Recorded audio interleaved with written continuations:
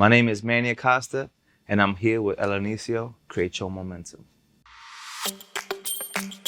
Hey, oh, yeah, yeah, yeah. So I was born and raised in Brooklyn, New York, with a Puerto Rican family. But my mother and my father, they were born in New York too. It was my grandparents that were born in Puerto Rico. My mom loved music so much. Every time my dad was put away into jail, she would listen to George Michael. And knowing that she loved music that much, it also made me want to become a singer. So I knew that made her happy, and that's why I attacked it. I learned how to sing, and I'll perform for her. But there was a point in my life where we lost it all, my family, and my mom.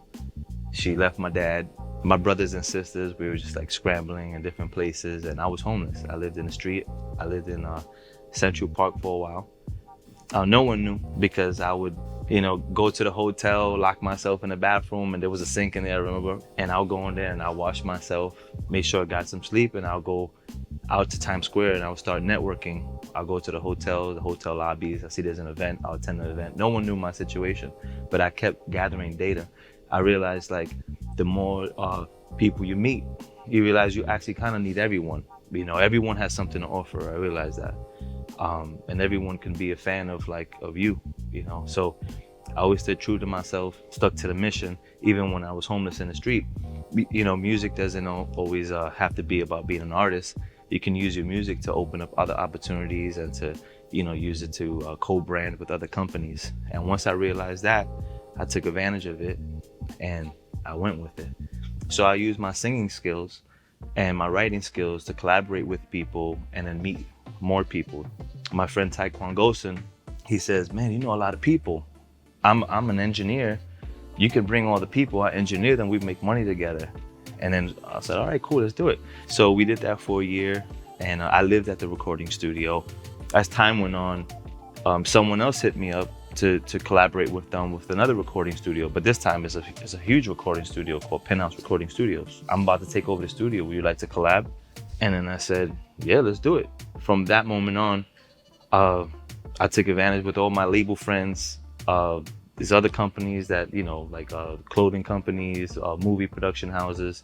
I just had the studio going crazy. We had Pop Smoke there, Juice WRLD, Jennifer Hudson. They would come to the studio based off the connections, the people that I met when I was homeless. And then when I had the platform, I was able to invite all these people that I met.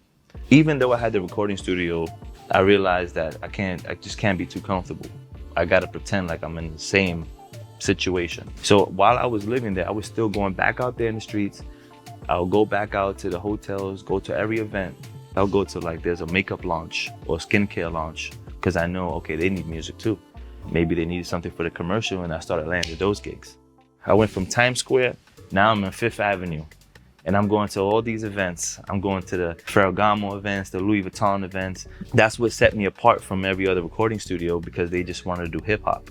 So I was tapping into the sync world, the fashion world, movie world, and then I landed a couple of casting gigs, and I started doing things with Fox, NBC, ABC, CBS. I was there for 6 years at Penthouse Recording Studios, but I needed something better. The building that I was in was getting really bad.